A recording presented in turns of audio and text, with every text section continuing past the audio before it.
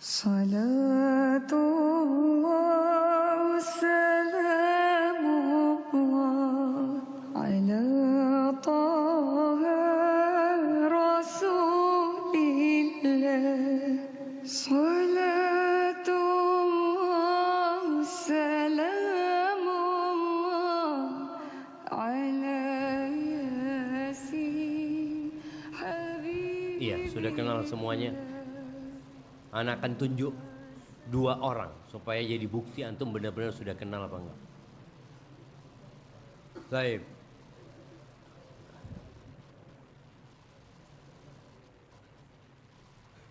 Yang peci putih. Nah.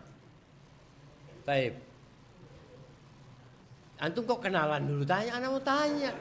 Jangan ditunjuk baru kenalan antum. Yang di kiri antum siapa namanya? Dari mana? Dari Medan. Type Z, kenal sama dia? Enggak juga antum. Siapa namanya Z? La haula wa la quwata illa billah. Allah tabaraka wa ta'ala qala, ya ayuhan nas inna khalaqnakum min dzakarin wa untha wa ja'alnakum syu'uban wa qabaila lita'arafu. Perlu kenal kita sama saudara kita, jemaah. Ada saudara sebangsa. Wa ila 'adin akhahum Huda. Hud itu saudara sekobilah sebangsa sama 'Ad. Ada saudara karena susuan. Apa ayatnya? Wa akhwatukum minar radha'ah. Ada saudara karena agama. Innamal mu'minuna ikhwah. Sampai antum lihat ya, persaudaraan karena agama ini, walaupun terjadi pembunuhan di antara mereka, tetap saudara. Gak terputus ya. Apa kata Allah? Faman ufiya lahu min akhihi, min akhihi. Ini yang bunuh dimaafkan jemaah. Akhu. Akhaka fa inna man la akha lahu kasa'in ilal hijabi ghairi silahi. Mereka mengatakan saudaramu, perhatikan saudaramu.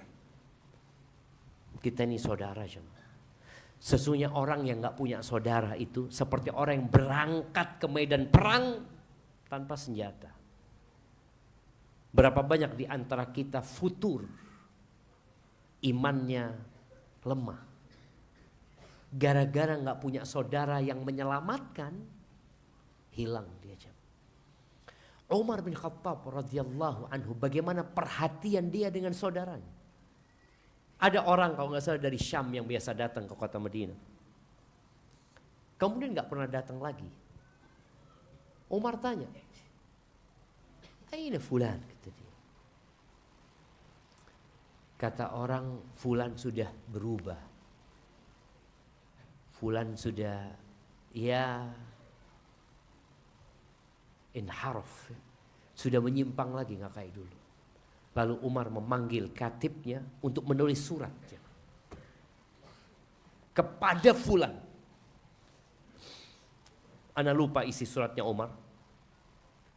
Tapi kalau nggak salah awal dari surat Ghafir. Ghafirid dzambi, qabilit taubi, syadidil iqab. Kemudian Umar menyuruh orang-orang di majelisnya untuk mendoakan fulan. Fulan itu ketika buka suratnya, dia lihat, ya Allah katanya, aku diingatkan akan pintu taubat yang terbuka. Allah itu maha pengampun walaupun banyak dosaku. Dan diingatkan oleh ancaman Allah, Allah itu iqabnya syadid. Akhirnya orang ini kembali kepada jalan kebenaran. Lalu Umar bin Khattab radhiyallahu anhu mengatakan, isna'u, seperti ini kalian berbuat kalau ada saudara-saudara kalian yang menyimpang. Tapi kalau kita gak punya saudara, antum gak hadir kajian gak ada yang tanya. Fulan mana? Gak tahu, memang anak gak kenal sama fulan.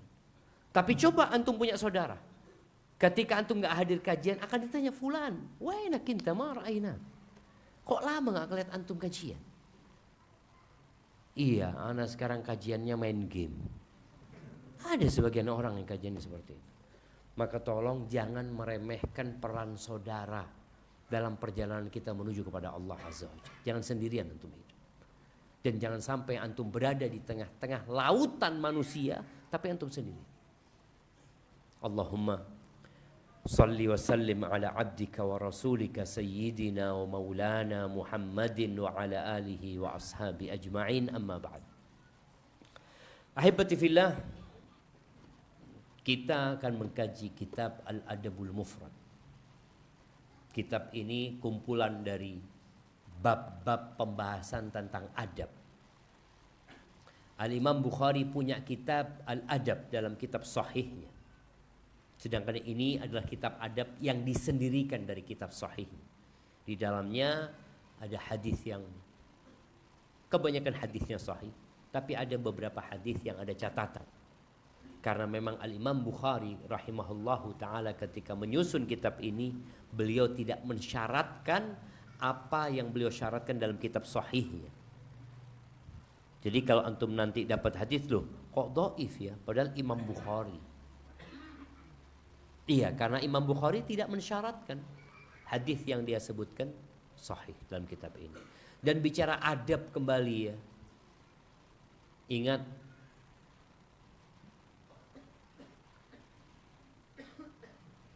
permisalan iman itu. Mathalul iman kamathali madinatin laha khamsatu husun. Masih ingat tentu? Iman itu perumpamaannya seperti sebuah kota yang memiliki 5 benteng.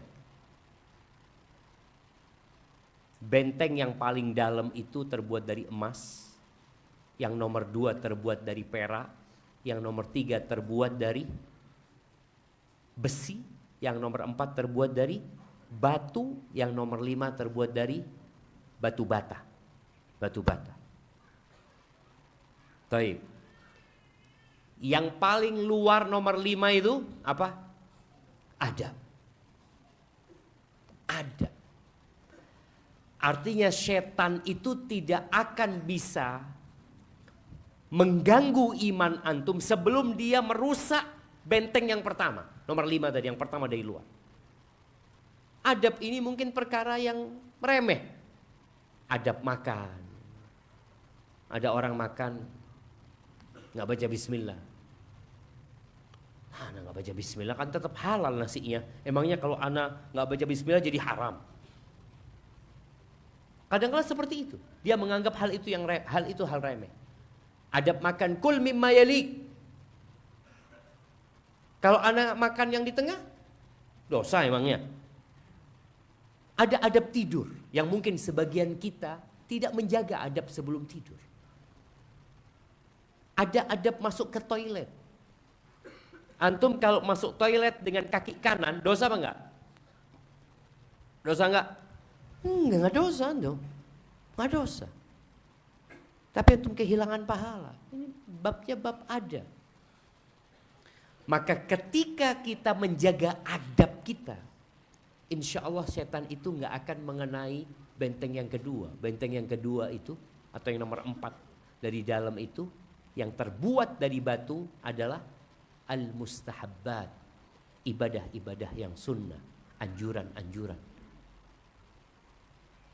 Yang nomor 3 yang terbuat dari besi itu al-wajibat. Artinya kalau seorang muslim menjaga, dia udah benteng pertamanya jebol, adab dia kurang, maka setan akan merusak sunnah-sunnah yang biasa dia kerjakan. Dia akan kehilangan qobliyah, ba'diyah. Adabnya udah hilang. Maka qobliyah, ba'diyahnya dia akan tinggalkan. Baca Quran wajib enggak? Wajib enggak? Wajib lah baca Al-Fatihah. Tapi selain itu enggak wajib. Antum kalau sholat baca Al-Fatihah aja, sah enggak sholat antum? Sah sholat antum. Baik. Kalau antum sholat sunnah duduk, boleh enggak? Antum habis sholat isya, tahu-tahu satu baris mahasiswa sholat sunnahnya duduk. Kan nggak dosa.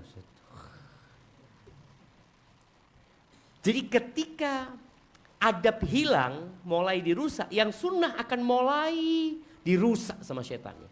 Jebol sunnah, orang ini sudah meninggalkan yang sunnah-sunnah, tinggal yang wajib dia.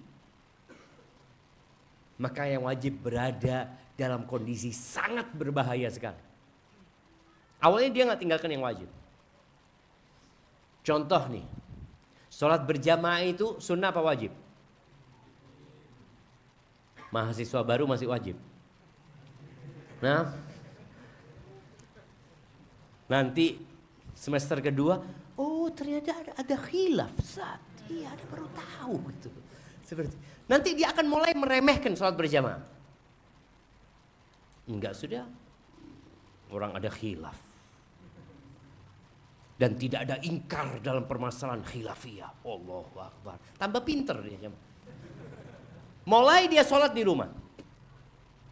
Anda sering sampaikan, kenapa kampus kita sekarang itu kalau hampir jam 12 pintunya ditutup. Kenapa? Untuk menghindari yang jadi imam di rumahnya. Karena ada sebagian mahasiswa yang ngimami di kos-kosan dia. Makmumnya siapa? Wallahu a'lam. Dia selalu jadi imam di situ. Ada yang seperti itu. Untuk menghindari hal itu ditutup. Demi menjaga. Karena kalau sudah tadi yang sunnah hilang, yang wajib bahaya. Boleh jadi mulai dia telat sholatnya. Ya. Kemudian kalau sudah yang wajib mulai bolong-bolong, maka akan masuk ke benteng yang terbuat dari perak. Untuk merusak apa? Keikhlasannya. Dia masih beribadah tapi udah gak ikhlas. Masih ada di masjid sholat jamaah sih sama teman-temannya, tapi udah mulai gak ikhlas. Allah mengatakan, fawailul lil musallin alladzina hum an salatihim sahun alladzina hum yuraun. Orang munafik itu jamaah, wa idza ra'aitahum tu'jibuka ajsamuhum wa yaqulu tasma' liqaulihim. Keren orang munafik itu jamaah. Penampilannya keren. Seakan-akan orang paling beriman mereka. Tapi ikhlasnya udah hilang.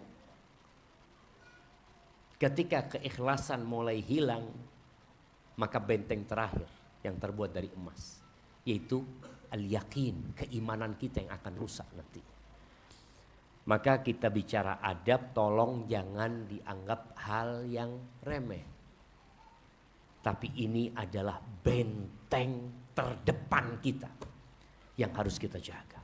Baik, barakallahu fiik.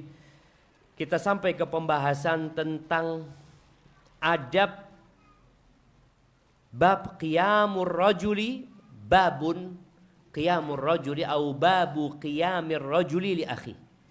Bab tentang seorang yang berdiri untuk saudaranya.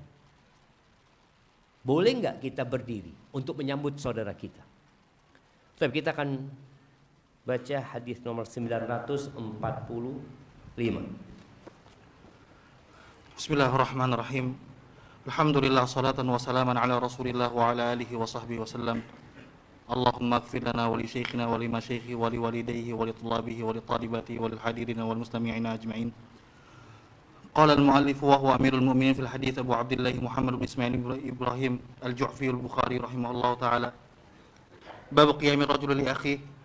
Haddatsana Muhammad bin Ar'arah qala haddatsana Syu'bah an Sa'd bin Ibrahim an Abi Umamah ibn Sahl ibn Hunayf an Abi Sa'id al-Khudri anna nasan nazalu ala hukm Sa'd ibn Mu'adh fa arsala ilayhi faja'ala himar falamma balagha qariban min al-masjid qala Nabi sallallahu alaihi wasallam itu khairakum aw sayyidakum faqala ya Sa'd inna haula'i nazalu ala hukmik faqala Sa'd ahkum fihim an tuqtala muqatilatuhum wa tusba dhurriyyatuhum faqala Nabi sallallahu alaihi wasallam hakamta bi hukmillah aw qala hakamta bi hukmil malik.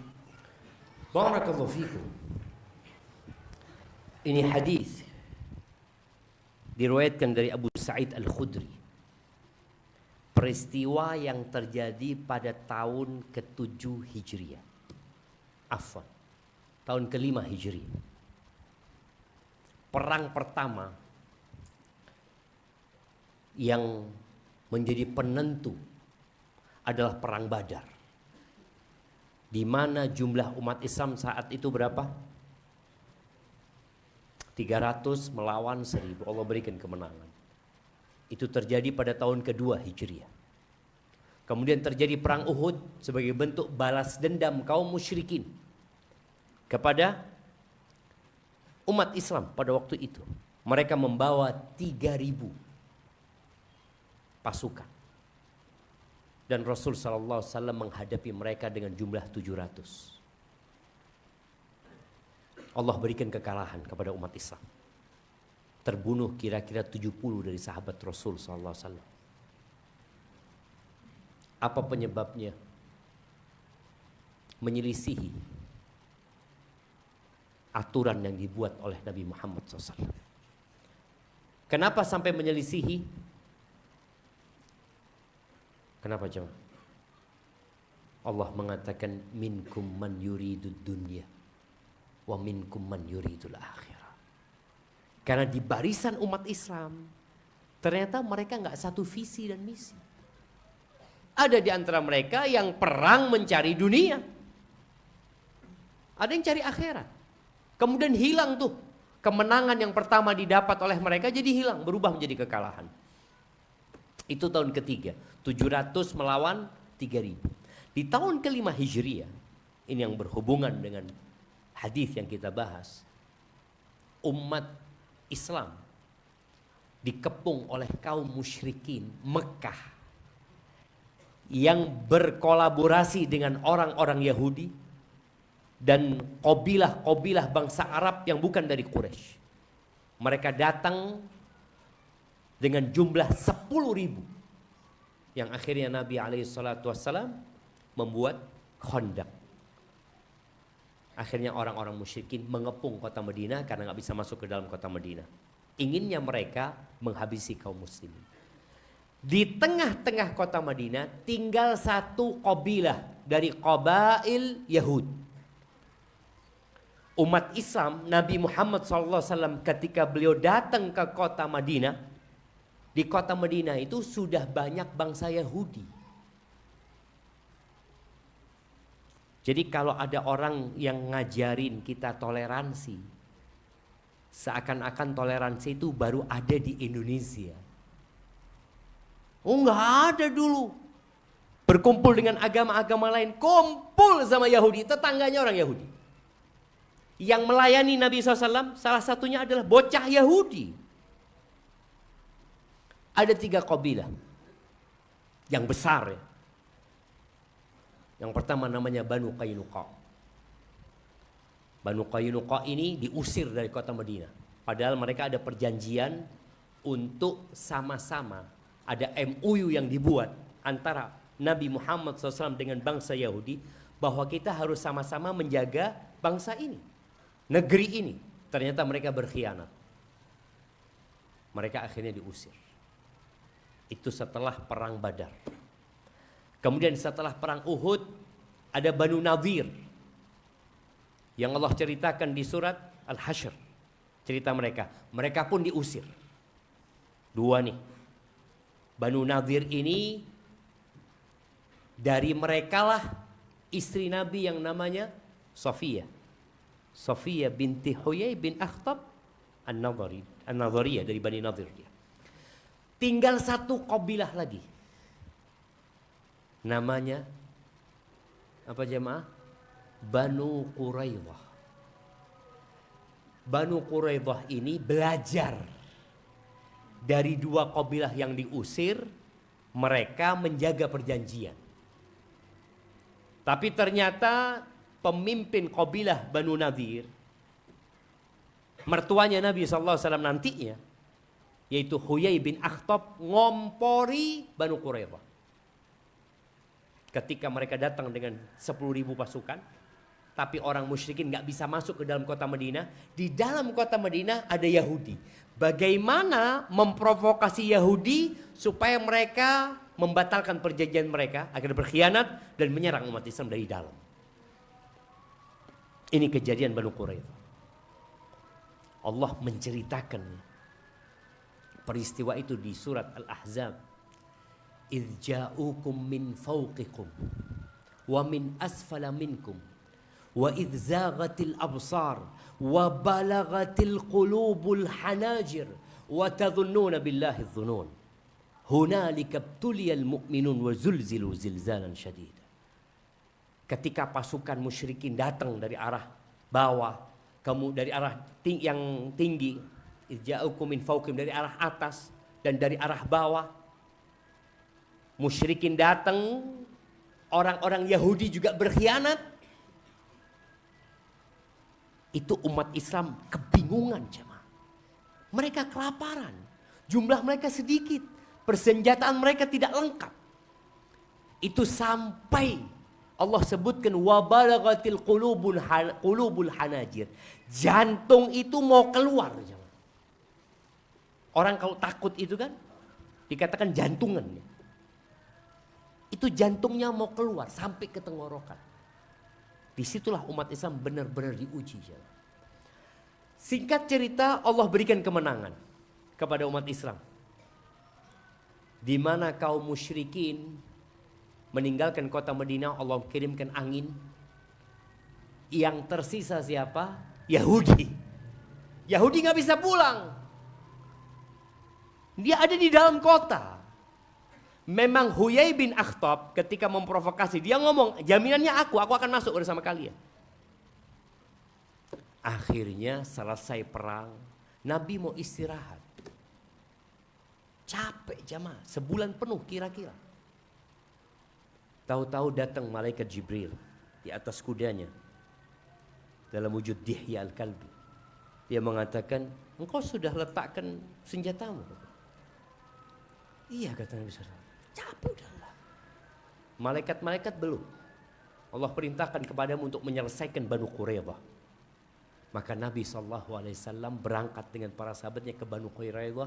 Antum ingat hadis Nabi SAW mengatakan, la yusalliyanna ahadukumul asra illa fi Bani Quraidah.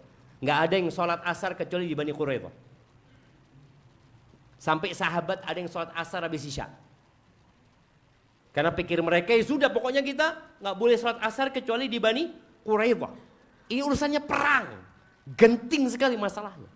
Maka berangkatlah ke Banu Quraidah. Wahai Banu Quraidah, gara-gara pengkhianatan mereka.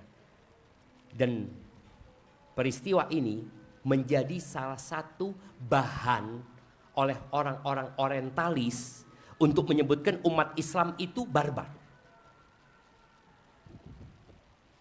Kenapa? Ketika dikepung Banu Quraidah menyerah, sudah terserah mau diapakan. Dua kabilah sebelumnya diusir. Banu Quraidah diapakan? Belum tahu mereka. Mereka akhirnya sepakat mau mengikuti keputusannya Sa'ad bin Mu'ad. Sa'ad bin Mu'ad ini sekutunya Banu Quraidah. Jadi ketika Islam belum sampai ke kota Madinah, orang Yahudi itu punya sekutu-sekutu jemaah. Dia ya untuk menjamin keamanan mereka. Mereka bersekutu dengan bangsa Arab. Dengan orang-orang Ansor di sana. Sa'ad bin Mu'ad, salah satu pemimpin Ansor ini, termasuk sekutunya Banu Quraidah.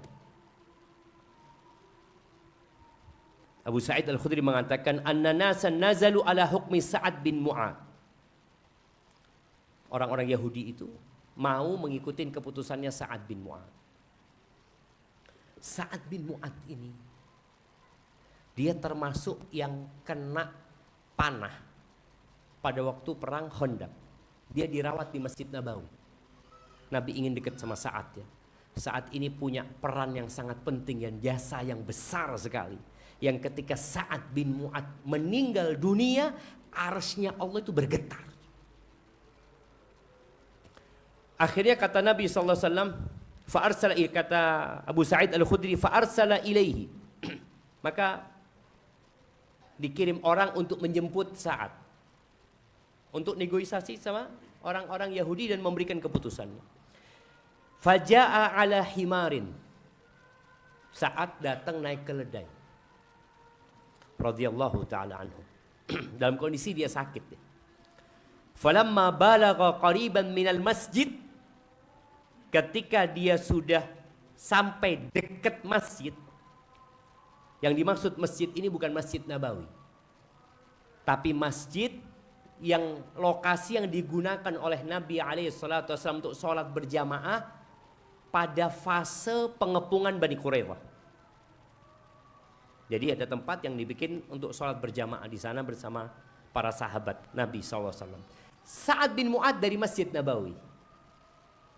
Ketika sudah dekat Nabi SAW, di riwayat ini dikatakan, itu khairakum au sayyidakum. Datanglah atau sambutlah yang terbaik di antara kalian, yang termulia di antara kalian, sayyidnya kalian, tuannya kalian.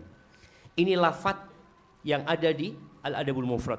Tapi dalam Sahihain, dalam Sahih Bukhari dan Muslim, Nabi SAW mengatakan, qumu ila sayyidukum. Berdirilah kalian menyambut sayyid kalian.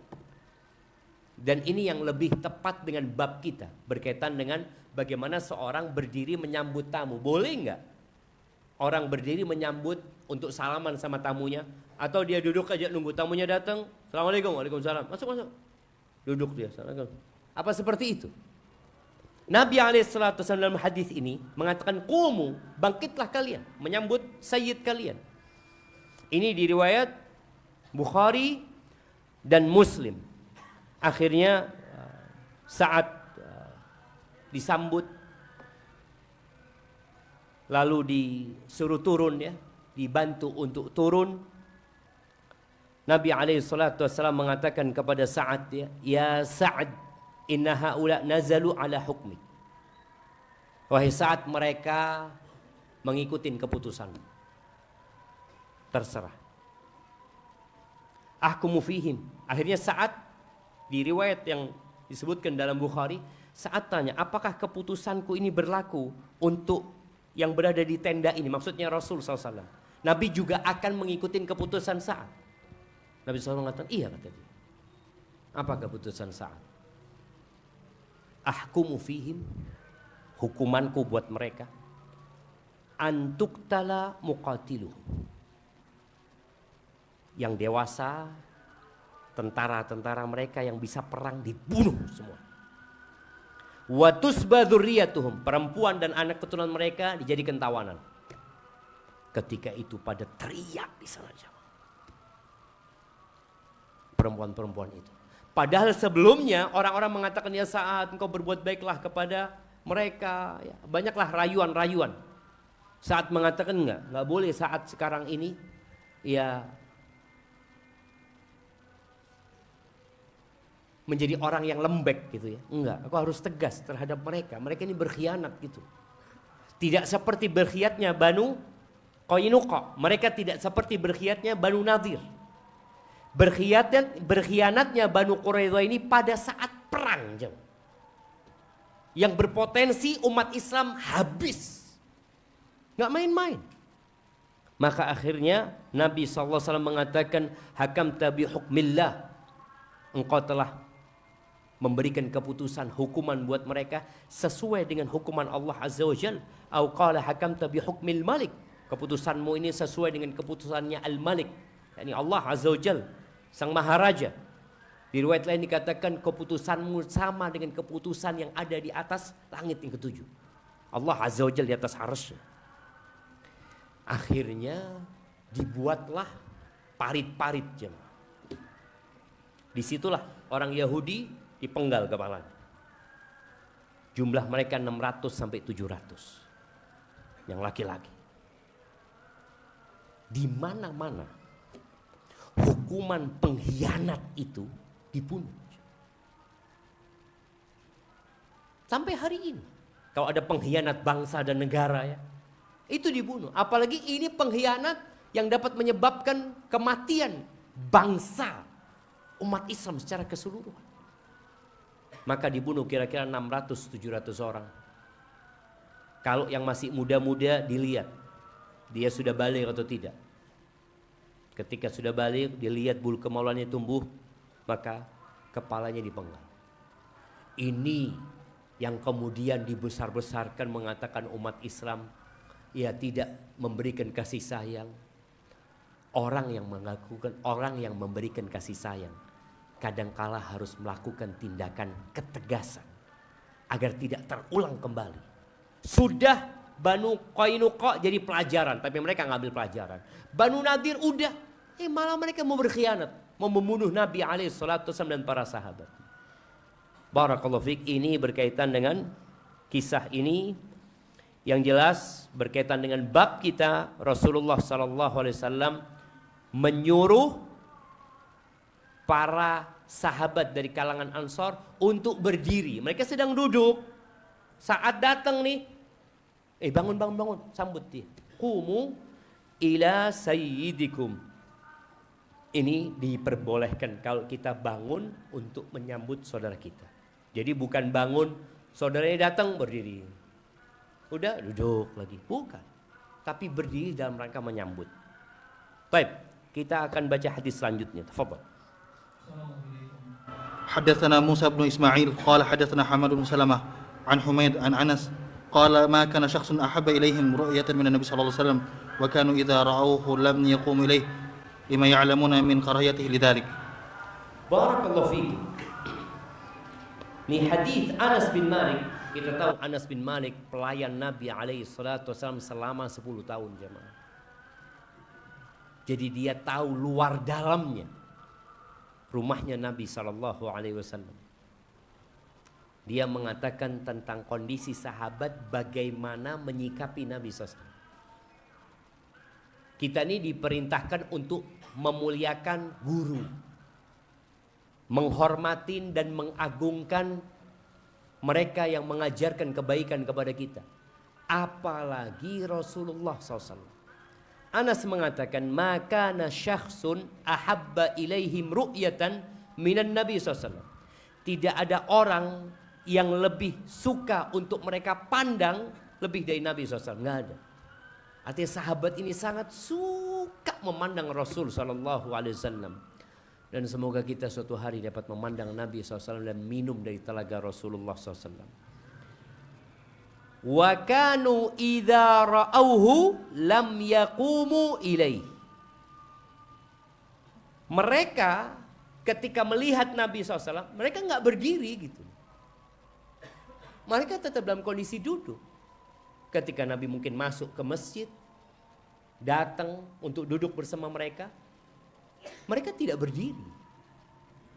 Jadi berdiri itu diperbolehkan dalam rangka menyambut umpamanya, mau berdiri, mau bersalaman. Kenapa mereka melakukan itu? Disebutkan di sini. Karena mereka lima ya'lamun min karahiyatihi lidzalika. Mereka tahu Nabi enggak suka seperti itu. Diperlakukan seperti itu enggak suka. Maka sahabat tetap menghormati Nabi dengan tidak menyelisihi aturan. Kalau mau bangkit menyambut enggak apa-apa. Orang ngambil barang umpamanya atau mau turun dari kuda, mau dibantu, enggak ada masalah. Tapi kalau enggak ada apa-apa, cuma sekedar berdiri, tidak untuk salaman, tidak untuk memeluk umpamanya ketika seorang datang dari safar, tidak untuk apa-apa, maka tidak perlu berdiri. Baik, kita dengarkan adzan. Barakallahu fikum.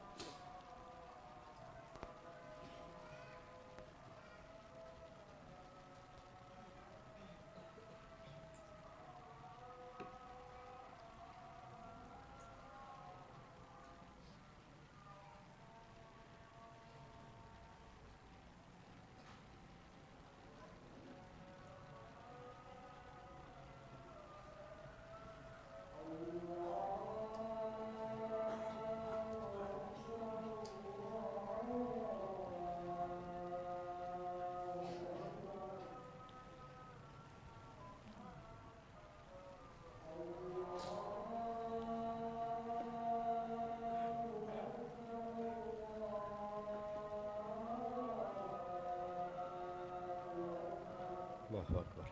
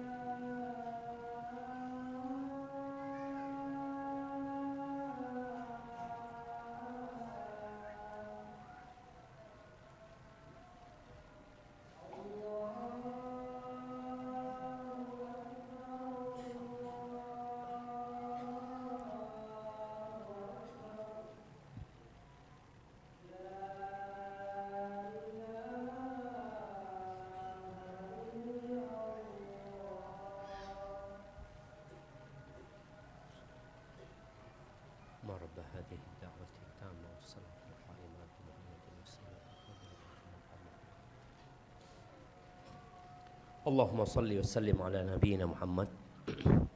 Jadi bicara berdiri untuk orang lain, para ulama membagi menjadi 3. Yang pertama yang diperbolehkan, yaitu berdiri dalam rangka menyambut orang tersebut, untuk bersalaman sama orang itu, untuk menolong orang tersebut, mendudukkan orang itu ke kursi. Kadang kalau orang sudah tua, kita berdiri, Allah fadl fadl, kita dudukkan orang tersebut. Ini yang diperbolehkan. Yang kedua, berdiri sekedar untuk penghormatan. Umpamanya datang fulan, iya fulan datang, jamaah diharap berdiri, berdiri semua. Ngapain antum berdiri? Mau salaman? Enggak juga. Jadi sekedar berdiri itu yang tidak boleh. Boleh jadi hukumnya haram, boleh jadi hukumnya makruh. Ketika orang itu memang demi kesombongan dia, untuk menunjukkan keagungan dia, nggak boleh sebenarnya. Tapi kalau bukan untuk menunjukkan kebanggaan dan kesombongan, tetap lebih baik ditinggalkan. Tetap terlarang sebenarnya. Yang ketiga, berdiri di atas orang ini. Ya kalau dulu mamanya raja duduk berdiri 2, 3 orang, 5 orang ya di belakangnya.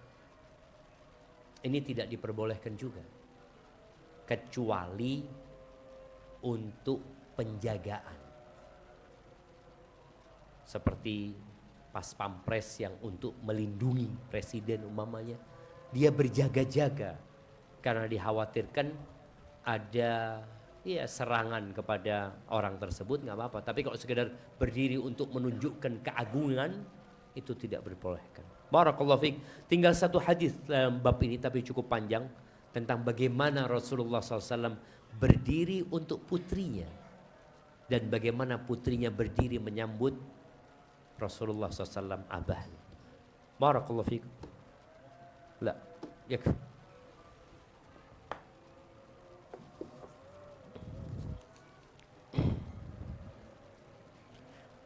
Apakah anak bawaan istri itu mahram? Anak tiri.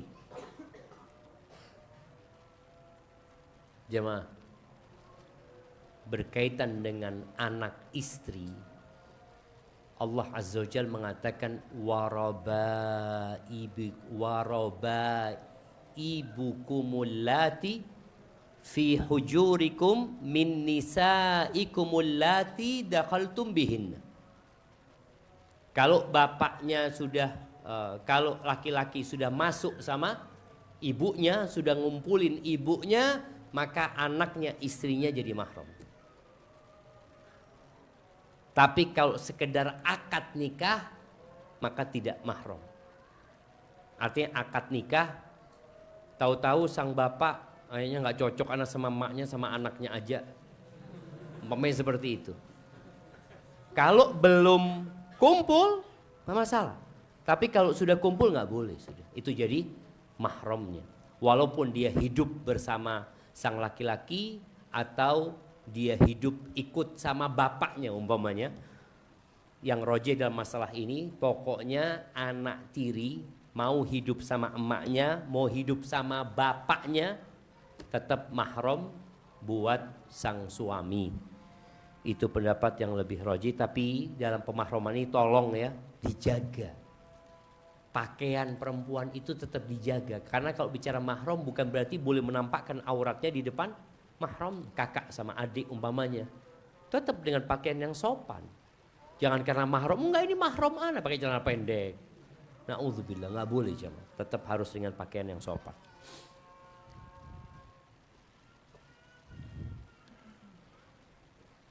Izin bertanya, ahsanallahu ilaikum Ustaz, bagaimana pendapat antum perihal oknum di kalangan penuntut ilmu yang ketika datang ke kajian lebih disibukkan dengan membuat vlog, fotoin dan videoin Ustadz untuk konten atau storynya dibanding mencatat ilmu yang disampaikan saat kajian.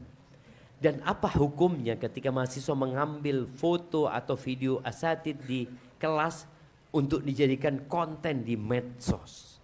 Mahal konten ini jamaah. Nah, apa istilahnya? Konten is the new currency. Currency? Iya, konten itu sekarang fulus urusannya. Terus apa jawabannya?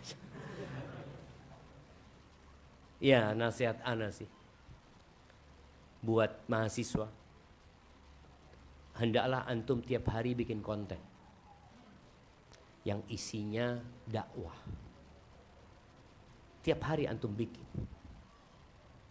Antum hari ini dapat nasihat dari ustadz, membahas satu hadis, atau di kelas tadi dapat faedah, itu yang antum bikin konten. Dengan menata hati. Antum sampaikan qala Rasulullah SAW, umpamanya min husni islamil mar'i tarkuhu ma la ya'ni. Jelasin setengah menit, upload. Niatnya yang benar, ada manfaatnya. Tapi kalau antum bikin konten sedang kajian, apa manfaatnya? Manfaatnya apa? Oh enggak Ustaz, ana mau motivasi orang lain supaya datang kajian. Oh, lain lagi. Innamal a'malu binniyat. Tapi nasihat ana buat yang suka bikin konten, bikinlah konten yang benar-benar memang memberikan manfaat kepada umat. Bukan konten yang menampilkan diri antum. Karena orang itu ingin menunjukkan eksistensi dirinya. Foto sama ustaz. Habis gitu waktu mau melamar seorang akhwat, antum ngajinya sama siapa? Lihat foto ana. Oh. Enggak benar gitu jamaah, enggak benar. Maka nasihat ana tadi, antum yang harus bikin, ya nasihat ana, ini adalah nasihat Rasulullah SAW. Beliau mengatakan, balighu anni walau ayat. Sampaikan dari aku walaupun satu ayat. Ini kesempatan antum. Antum belum pulang kampung. Dulu para ulama kalau mau nyampaikan nunggu pulang kampung. Apa kata Allah? Walaula nafara min kulli firqatin minhum ta'ifatun liyatafaqahu fid din waliyunziru qaumahum mata idza raja'u ilaihim. Mereka baru bisa menyampaikan, memberikan peringatan kalau pulang kampung. Tapi sekarang enggak sudah. Antum tiap hari bisa pulang kampung. Tiap menit antum bisa update status. Yang lihat keluarga antum, ya, tetangga antum, kerabat antum, makanya bikin konten. Tiap hari bikin konten antum. Satu konten paling enggak. Dari mana? Dari faedah yang antum dapat di kelas. Jadi bukan di kelasnya yang dikontenin. Sedang sekolah, sedang kuliah, sedang belajar. Apa manfaatnya? Bikin konten yang bermanfaat. Fahimtum? Barakallahu fikum.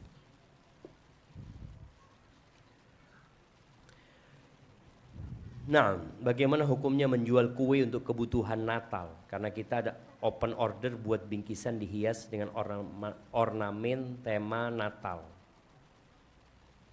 Nggak boleh.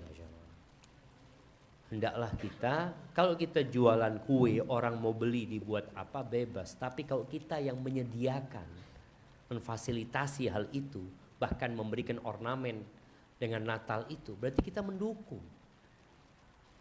Sedangkan Allah mengatakan wala ta'awanu 'alal itsmi wal udwan. Jangan kalian tolong menolong dalam dosa dan permusuhan. Ini perbuatan dosa. Kita sebagai umat Islam tahu bahwa ini salah satu bentuk kesyirikan yang mengatakan itu hari kelahirannya anaknya Tuhan.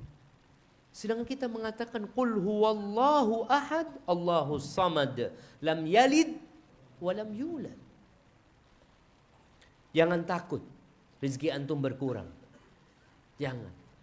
Karena yang ngasih rezeki antum Allah.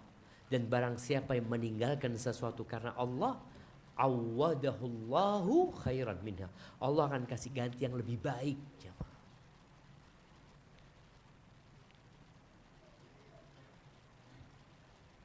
Tunggu bentar. Assalamualaikum Ustaz. Izin bertanya Ustaz. Dan apa jamaah? Motivasinya. Motivasinya mungkin jamaah. Iya salah tulis. Ya, motivasinya buat kami yang menuntut ilmu syar'i dari dapat biaya dari orang. Terkadang kami dalam belajar ini semua kepikiran terus. Jadinya nggak bikin fokus belajarnya. Karena jika kami nggak bisa apa-apa, takut bikin yang membiayai itu kecewa. Seharusnya yang bertanya ini adalah yang dibiayai orang tuanya. Antum kalau mengecewakan orang lain tidak seperti mengecewakan orang tua. Lebih berat lagi kalau yang kecewa itu ayah ibu kita. Keduanya yang berjuang untuk kita. Wallah ada mahasiswa dulu ya. Dia cerita bagaimana bapaknya itu kerja di sawah. Kadang-kala gagal panennya. Sampai nggak bisa kirim duit untuk biaya anaknya. Ada yang orang tuanya tukang beca. Anak punya kawan dulu. Sang anak ini kadang-kala mengecewakan orang tua. Ada seorang ibu yang cerita sama anak, Ustadz, anak sampai jual kalung anak Ustadz untuk biaya anak-anak Ustadz. Pulang nggak jadi apa-apa Ustadz. Gimana kecewanya orang tua? Dan ini sebagai bentuk pengkhianatan antum kepada orang tua antum. Antum di tempat ini nggak diawasin orang tua. Karena orang tua melihat antum udah pada dewasa. Udah tahu mana yang baik dan buruk. Dan antum datang ke tempat menuntut ilmu syar'i. Di lingkungan yang semuanya insya Allah sama-sama menuntut ilmu syar'i. Tapi ternyata di sini antum kajiannya nggak hadir. Di kelas telat. Maka tolong bertakwalah kepada Allah Azza wa Jalla. Jadi yang bertanya ini seharusnya yang dibiayain orang tua. Kalau yang dibiayain oleh orang lain, ya mungkin bikin mereka kecewa, habis itu nggak dikasih biaya lagi kan. Selesai sudah. Tapi kalau mengecewakan orang tua, sampai mati orang tua antum ingat ya Allah anakku ini. Sampai ada cerita dulu, ada orang yang kirim anaknya ke Hadramut, belajar di sana. Dulu sebelum kemerdekaan nih jemaah. Dulu kan nggak tahu belajar apa di sana, ngapain di sana, mungkin ada surat. Setelah bertahun-tahun anaknya itu kirim surat sama bapaknya bahwa dia akan pulang naik kapal laut ini yang akan sampai ke Surabaya pada tanggal ini dan ini. Senengnya orang tua coba. Ditungguin ini turun dari kapal itu kan. Ternyata anaknya bawa gitar coba. Anaknya turun dari kapal tuh bawa gitar. Kata bapaknya, "Dhanantu dhannan fakhaba dhanni. Dhanantu syaikhan faja'al mughanni." Aku mengira katanya dengan prasangka yang baik, aku kira anakku jadi syekh itu loh. Ternyata yang datang adalah penyanyi. Maka jangan sampai antum mengecewakan orang tua antum. Bolehkah berdiri ketika menyambut seorang guru ketika masuk kelas? Nggak boleh. Kecuali berdiri untuk menyalami guru. Jadi kalau berdiri dalam rangka maksud yang diperbolehkan, nggak apa-apa. Momennya yang depan ya. Yang depan kan biasanya ustadznya lewat depan tuh. Ketika ustadz masuk antum berdiri. Assalamualaikum ustadz, kaifahalkum ustadz. Umpamanya. Boleh. Tapi kalau sekedar ustadz masuk kelas. Mahasiswa berdiri. Enggak jemaah, enggak boleh.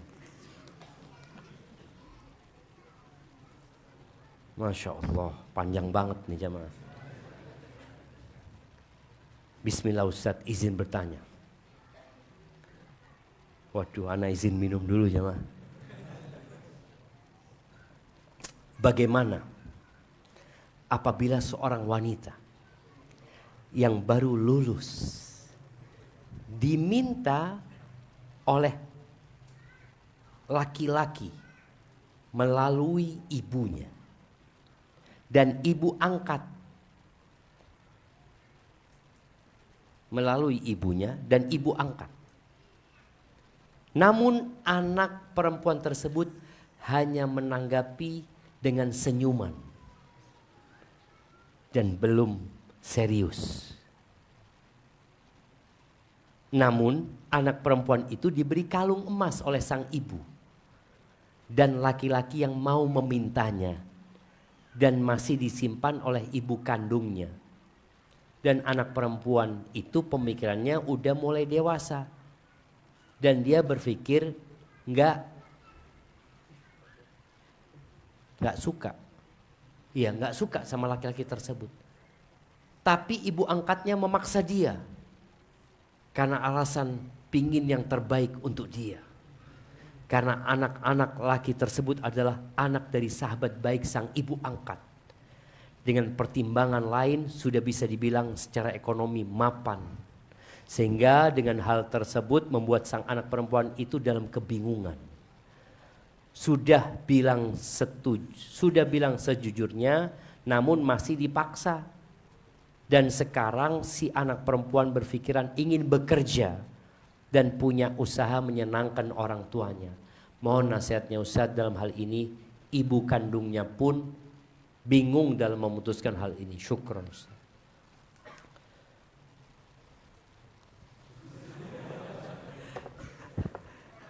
Iya jemaah. Rasulullah SAW mengatakan al-bikru tusta'dzan. Anak gadis itu diminta izinnya. Diminta persetujuannya. Gak boleh dipaksa. Sampai bapaknya sendiri gak boleh maksa tuh anak gadis. Yang sudah dewasa ya. Itu gak boleh dipaksa. Pernah di masa Nabi SAW ada seorang wanita yang datang kepada Rasul Sallallahu Alaihi Wasallam. Lalu dia mengatakan, bapakku nikahkan aku dengan sepupuku, sedangkan aku gak mau. Mana bapakmu? Dipanggil bapaknya. Engkau jangan paksa putrimu, kata dia. Yang mau menjalani kehidupan itu siapa? Ya anak itu gitu loh. Anak itu yang mau jalani. Jadi kadang-kala ada orang tua yang maksa. Anaknya bagus, ini itu. Ibunya janda umpamanya. Suka sama menantunya. Kata calon menantunya. Loh yang mau nikah anak apa ibu? Kalau ibu suka bismillah ibu. Loh yang mau nikah kan dia gitu loh jemaah. Dia yang mau nikah. Dia yang mau jalanin kehidupan jemaah. Maka gak boleh tuh anak dipaksa. Anti pun boleh menolak ketika gak suka. Karena dikhawatirkan dalam perjalanan hidup gak lama nikahnya. Kesian juga sama tuh laki-laki. Jadi kalau bicara kesian juga sama itu perempuan karena dipaksa. Kesian juga sama laki-laki itu mendapatkan seorang istri yang istrinya gak suka. Yang boleh jadi umur pernikahannya gak akan lama. Yang nanti siapa yang kecewa? Semuanya kecewa. Ibu angkatnya kecewa, ibu kandungnya kecewa, mertua kecewa. Maka tolong pernikahan ini tidak boleh ada unsur paksaan. Oh anak wajib berbakti sama orang tuanya. Nurut sama orang tuanya, iya. Tapi ada hal-hal yang berkaitan sama dirinya yang tidak berkaitan dengan orang tuanya. Gak wajib anak itu nurutin. Salah satunya dalam urusan pernikahan. Bapak mengatakan kepada anak laki-lakinya, nak, Masya Allah nak, bapak senang sama anaknya Fulan, nak, sahabatnya bapak. Engkau nikah sama dia? Wallah pak, aku gak suka sama dia pak. Gak tertarik. Ayolah nak, bapak suka nak. Ini gimana solusinya jemaah? Ya bismillah bapak, bismillah. Boleh bapak, 2, 3, 4 boleh. Tapi kalau aku gak suka apa? Ini jamaah, agama kita ini benar-benar sempurna. Memberikan arahan kepada putrinya boleh. Nah anak itu seperti ini, seperti ini, seperti itu. Berikan arahan. Gimana nak? Maka sang anak nasihat anak kepada anak perempuan ini. Engkau katakan aku mau istikharah. Silahkan kau istikharah. Karena boleh jadi keputusanmu juga salah. Engkau menolak bisa jadi salah keputusanmu. Karena engkau hanya menggunakan akal dan perasaan. Boleh jadi dia jodohmu yang terbaik. Sebagaimana menurut ibu angkat. Maka sampaikan kepada ibu angkatmu dan kepada ibu kandungmu, aku akan istikharah. Aku akan meminta petunjuk dari Allah Azza wa Jalla. Kalau memang baik, semoga dia jadi. Kalau enggak, ya keputusan Allah adalah yang terbaik. Jadi seorang anak wajib berbakti kepada orang tuanya, tapi ada hal-hal yang orang tua nggak boleh memaksakan kepada anaknya. Maka nasihat anak tadi, istikharahlah, minta pilihan dari Allah, kemudian berikan jawaban kepada ibu angkatmu. Dan sekali lagi semuanya insya Allah menginginkan sakinah, mawaddah dan rahmah. Harta, kemapanan tidak selalu menjadi faktor kebahagiaan seseorang. Enggak. Jangan dipikir kalau dapat suami yang mapan kau bahagia. Belum tentu. Boleh jadi dapat suami yang biasa-biasa aja lebih menyenangkan daripada dapat suami yang banyak hartanya. Karena dia sibuk tidak memperhatikan istrinya. Barakallahu fikum, aqulu qawli hadha wa astaghfirullah li wa lakum wa lisairil mu'minin wal mu'minat fastaghfiruhu innahu huwal ghafurur rahim.